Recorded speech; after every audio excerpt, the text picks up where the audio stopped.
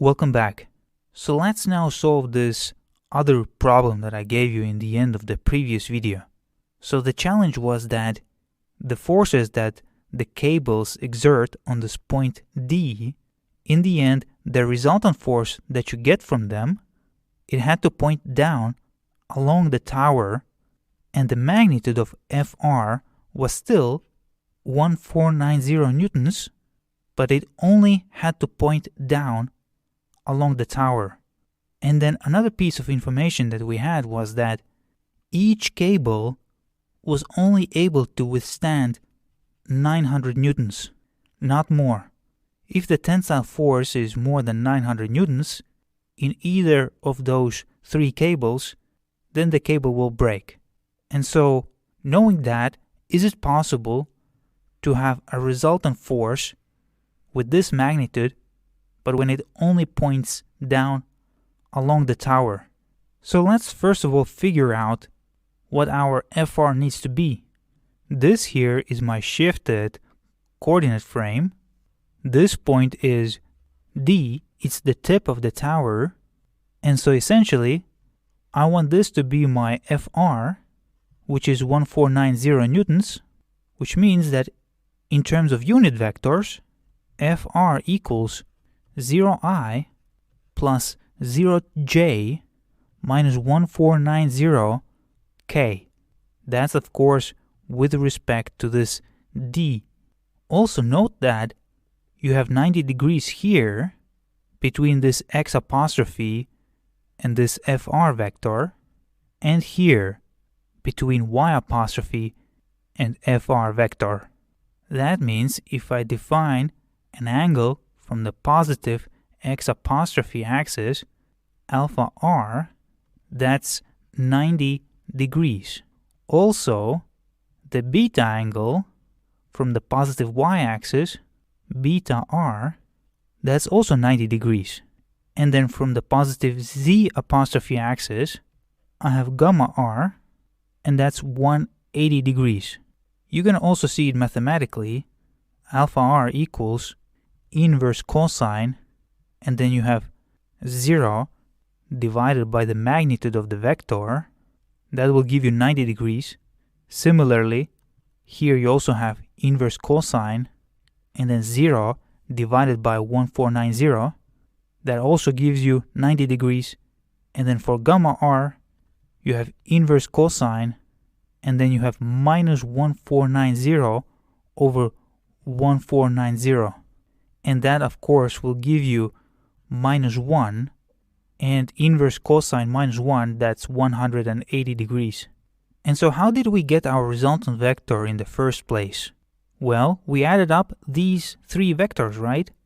You had force A with respect to D, plus force B with respect to D, plus force C with respect to D, and you got your Fr with respect to D.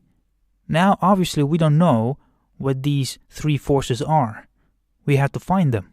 First of all, force A with respect to D, I can write it out in this way. This is the X component, Y component, and then the Z component. Similarly, this is how I can write out FB with respect to D, and this is FC with respect to D. And so if I add up my I components, then I need to get 0I. If I add up my J components, I need to get 0J. If I add up these components, I need to get minus 1490 K. Why? Well, that's because if I add up these three vectors, then I need to get this vector. And this vector equals 0I plus 0J minus 1490K. That's my resultant vector. So essentially, we have three equations here. We have equation 1, equation 2, and then equation 3. So right now you should think vertically. So one equation will be FA slash dx plus FB slash dx plus FC slash dx equals 0. That would be equation 1. And then similarly, you have equation 2 and equation 3. But you have 9 unknowns here. 3 equations, but 9 unknowns. That's not a good sign, because if you have only 3 equations, but 9 unknowns, then you cannot find those 9 unknowns. However, if you remember, then you had 3 general unit vectors: UA with respect to D, UB with respect to D, and UC with respect to D. And thanks to these 3 unit vectors, I can write my force A with respect to D like this: the magnitude of that vector times UA with respect to D.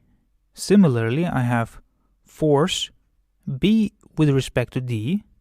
I have its magnitude times the unit vector B with respect to D. And then force C with respect to D, again, magnitude times UC with respect to D. We calculated these unit vectors in the previous videos. UA with respect to D was this one here, and then UB with respect to D was this one, and UC with respect to D was this one. And so thanks to that, we can rewrite these 3 vectors like this. This is vector FA with respect to D, this is vector FB with respect to D, and this is vector FC with respect to D. Note that these 3 vectors, they are the same vectors that you have here.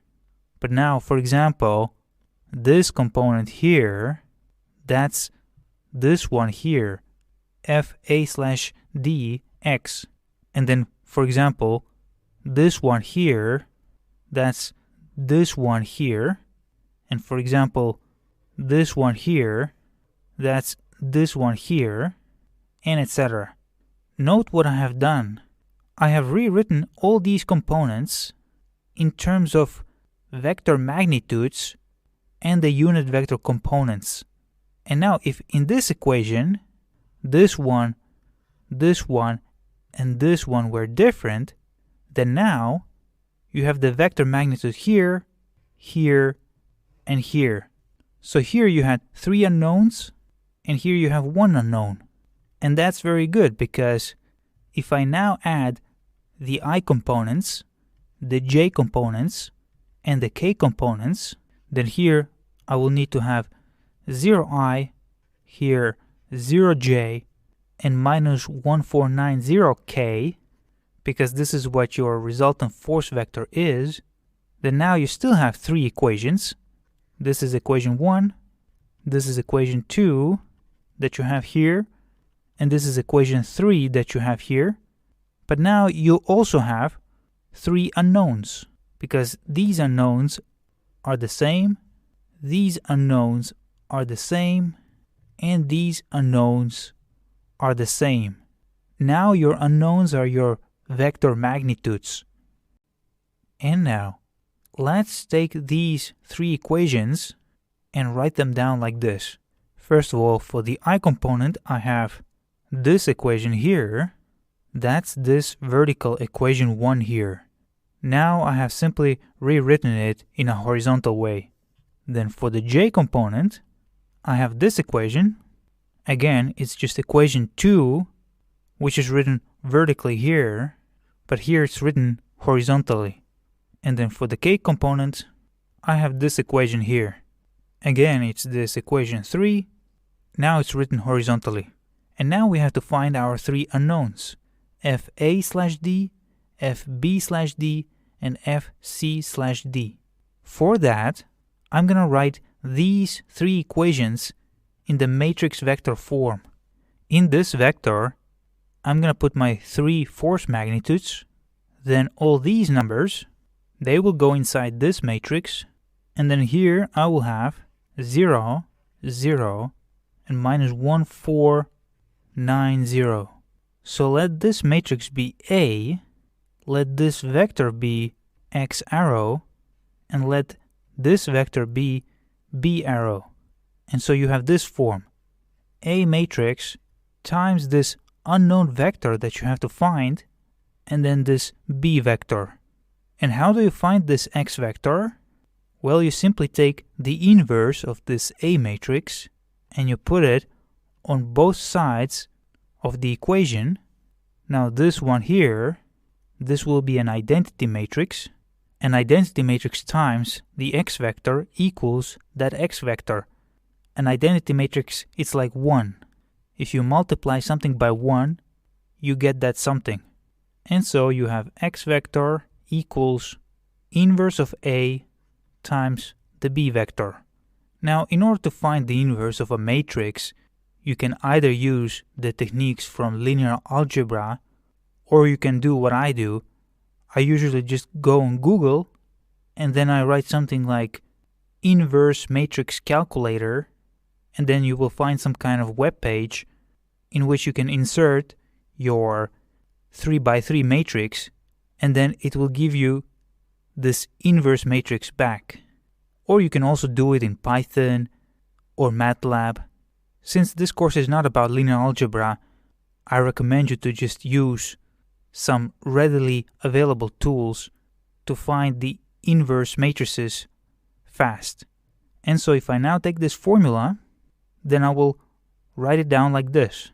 So these are my 3 unknown variables. And so this matrix here, that's your A inverse. This is your x arrow, this is your A inverse, and this is your B vector. And if you multiply A inverse by this B vector, then you will get here 117, 1129, and 466, and all of them are in newtons. So this magnitude is this one, this magnitude is this one, and this magnitude is this one here. So you have found 3 vectors that will give you this resultant vector. And so now that we have the answers for our force magnitudes, we can see if all our cables are able to cope with those forces. The maximum tensile force that you could have in a cable was 900 newtons. So Fa/d equals 117 newtons. That's less than 900 newtons. So that's okay. Then Fb with respect to d, that's 1129 newtons, which is greater than 900 newtons. And that is not okay. And then Fc with respect to d, that's 466 newtons, and it's less than 900 newtons. So that's okay. But in general, the situation is not okay. Because if this is the force resultant vector that you want, then with the cables that you have currently, this cable that goes from D to B, it will break. So either you have to lower your expectations, or you need to get stronger cables. Or another option would be to place this B somewhere else on this XY plane, because your force also depends on the location of this point B. And now I want to mention one more thing. The forces that we found here, they are all positive forces. So let's say that this is the tip of the tower, this point is D, and so the cables exerted 3 force vectors on this point D. Fb with respect to D, Fa with respect to D, and then Fc with respect to D. Now, because of Newton's third law, if I disconnect this cable from point D and from point B on the ground, and I do it with this cable as well, that is connected to point A on the ground, and the same thing here, the one that is connected to point C on the ground, if I mentally disconnect them, not in reality, but if I mentally disconnect them, then due to Newton's third law, this cable will experience the same force but in the opposite direction in here, and the same force Fb/d would be in this direction here, and then this point B, it would feel this force in this direction. And the same thing with this cable. These are your forces. And the same thing here. These would be your forces. That's due to Newton's third law. Since these cables are not moving anywhere, then if point D experiences this force in this direction, then in the same location, this side of the cable that is connected to point D experiences the same force with the same magnitude but opposite in direction. And now from this drawing, you can clearly see that all your cables are in tension. So this is cable A, cable B, and cable C, and they are all in tension. The force analysis that we made here, they were about point D. And so these forces here, they were with respect to this point D. And so since they are positive, point D experiences these three forces outwards. And from this drawing you see that that automatically makes cables experience tensile forces. However, what if one of the forces here became negative? Let's say this FA with respect to D. What if instead of 117 newtons, I had FA with respect to D minus 117 newtons? Well, that would mean that instead of this arrow here, I would have this arrow here. And so according to the Newton's third law, which is action and reaction, on this side of the cable, you would have this force. And then on this side of the cable, you would have this force. And then point A on the ground, it would experience this force. And now if you look at cable A, then you can see that it does not experience tensile forces anymore. It experiences compression forces. It is being compressed. But unlike rigid beams that are made of solid material, cables cannot take compression load. They simply become like this. And so if in your force analysis here, you had ended up with a negative force, then it would have been pretty bad. That cable, cable A, it would be in compression, and that could make the tower unstable. So for example, if an external force, for example, force from wind, causes one of the cables become in compression, that could make the tower unstable. Or the other two cables might break because of that, because if this cable is in compression, then it's useless. It's not helping support the structure. And that means that the other two cables have to support the entire structure, even though it was designed that 3 cables would support this structure. But if one of the cables is in compression, then 2 cables need to do it. And then in other 2 cables, cable B and C, the tensile forces might become too big and they might break. And so in general, when you work with these kind of problems, then this is the convention. This is your cable. Then if the cable is in tension, then forces are positive. And if the cable is in compression, then the forces are negative. Which means that in this connection point D, if your cable is in tension, then from the point of view of point D, a positive force is outwards. And if the cable is in compression, then in this connection point, from the point of view of point D, the force is inwards. And that means that this force is negative. So this force here, it would be negative, and then this force here would be positive, and also this force here would be positive. But like I said, when you're stabilizing a structure with cables, then you should always avoid these kind of situations where your cable becomes in compression. A cable in compression contributes to nothing, and quite frankly, it's dangerous. So always make sure that your cables are in tension. Thank you very much.